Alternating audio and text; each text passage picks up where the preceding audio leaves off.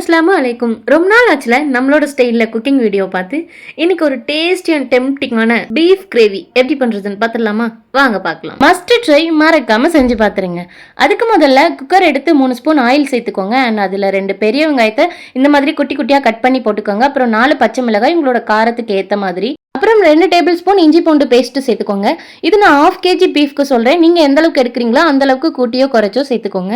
அப்புறம் கொஞ்சமாக மஞ்சள் பொடி 1/2 ஸ்பூன் சேர்த்துக்கோங்க. இது நல்லா பச்சை வாசனை போனதுக்கு அப்புறமா இந்த மாதிரி சின்ன சின்னதாக நறுக்குன 2 பெரிய சைஸ் தக்காளியை வந்துட்டு சேர்த்துக்கோங்க. அதுக்கு மேல தேவையான அளவுக்கு உப்பு சேர்த்துக்கோங்க. அப்புறமா இதை நம்ம தட்டு போட்டு நல்லா மூடி வைப்போம். அந்த கேப்ல இந்த மசாலா அரைச்சிக்கலாம். என்னன்னா 1 ஸ்பூன் சீரகம், 2-2.5 இருந்து மிளகு, அப்புறமா ஒரு 1/2 ஸ்பூன் சோம்பு. நம்மளோட கிரேவிக்கு முக்கியமான 3 பொருள் இதுதான். அரைச்சு எடுத்துட்டு வந்துடலாம்.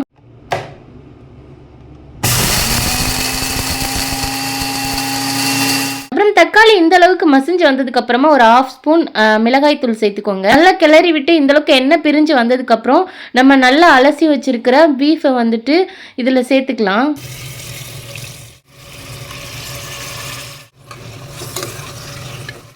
பீப் சேர்த்ததுக்கு அப்புறமா இந்த அளவுக்கு நல்லா மிக்ஸ் பண்ணி வச்சுங்க.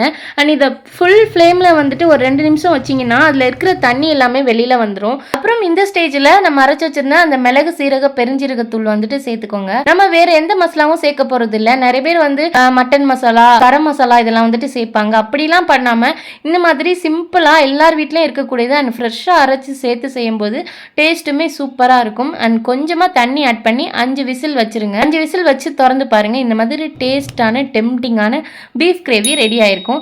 அண்ட் இது ஒயிட் ரைஸ், இட்லி, தோசைக்கு பக்காவான காம்பினேஷன். மறக்காம செஞ்சு பாருங்க. 10 நிமிஷம் தான். அண்ட் வீடியோ பிடிச்சிருந்தா மறக்காம ஒரு லைக் அண்ட் கமெண்ட் பண்ணிட்டு நம்ம சேனலை சப்ஸ்கிரைப் பண்ணிக்கோங்க. தேங்க்ஸ் ஃபார் வாட்சிங்.